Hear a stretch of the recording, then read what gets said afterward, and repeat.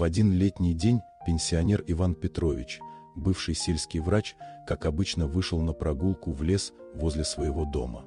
Эти места были ему хорошо знакомы. Он ходил здесь десятки лет, наслаждаясь тишиной и свежим воздухом. Но в тот день судьба приготовила для него необычную встречу. Среди кустов Иван Петрович заметил движение. Подойдя ближе, он увидел молодого волка. Хищник не проявлял агрессии. Он лежал на земле и смотрел на человека не со злобой, а с болью. Вскоре стало ясно, в чем причина. Передняя лапа зверя была зажата в старом ржавом капкане, оставшемся со времен охоты. Рядом не было ни стаи, ни следов матери. Волчонок, видимо, остался один и провел в ловушке много дней. Его силы были на исходе. Иван Петрович не смог пройти мимо. За годы работы врачом он привык помогать тем, кто страдает. Несмотря на риск, он осторожно освободил лапу животного. Волчонок лишь тихо заскулил и не попытался укусить человека, словно понимал, что ему помогают. Мужчина аккуратно перенес зверя к себе на участок, устроил для него укрытие и занялся лечением.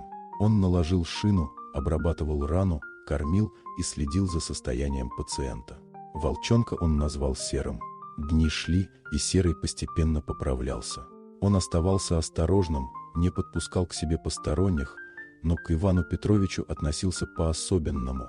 Узнавал его шаги, не пугался его присутствия. Иногда к дедушке приходил 8-летний внук Андрей, который с восторгом наблюдал за необычным гостем. Волчонок привык и к мальчику, хотя всегда держался настороженно. Через месяц лапа зажила, Серый окреп и заметно вырос. Иван Петрович понимал, держать дикого зверя у себя нельзя. Его место в лесу. Однажды утром мужчина обнаружил, что вольер пуст. Волчонок перепрыгнул ограждение и ушел. Было немного грустно, но Иван Петрович знал, так правильно. Прошли недели. Он почти перестал вспоминать о Сером, решив, что тот нашел стаю и живет своей жизнью. Но однажды случилось нечто неожиданное. Андрей попросил разрешения сходить на опушку леса, собрать шишки для школьного проекта. Дедушка отпустил его, взяв обещание вернуться до вечера.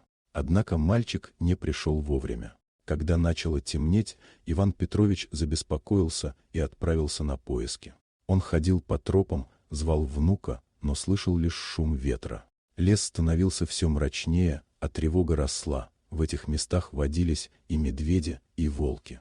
Вдруг сзади послышался быстрый шорох. Мужчина обернулся и увидел молодого волка. Сердце сжалось, встреча с хищником в сумерках не сулила ничего хорошего.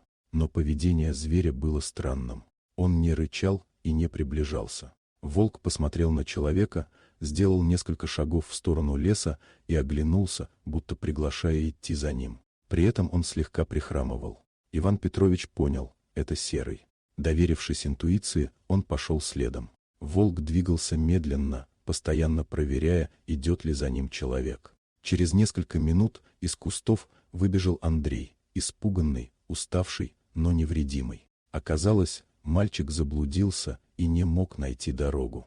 Он уже почти потерял надежду, когда рядом появился волк. Вместо того, чтобы напасть, зверь кружил вокруг него, словно охраняя, а потом исчез, чтобы привести помощь. Когда дедушка и внук попытались поблагодарить своего спасителя, волк уже растворился в темноте. С тех пор Иван Петрович иногда приходит на опушку леса и вглядывается в чащу, надеясь снова увидеть Серого. Но тот больше не показывался.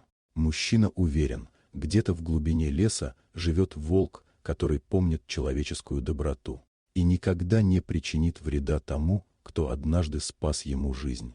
Эта история не просто рассказ о благодарности дикого зверя. Она напоминает, что даже маленький добрый поступок может однажды вернуться самым неожиданным образом, и что связь между всеми живыми существами гораздо глубже, чем нам кажется.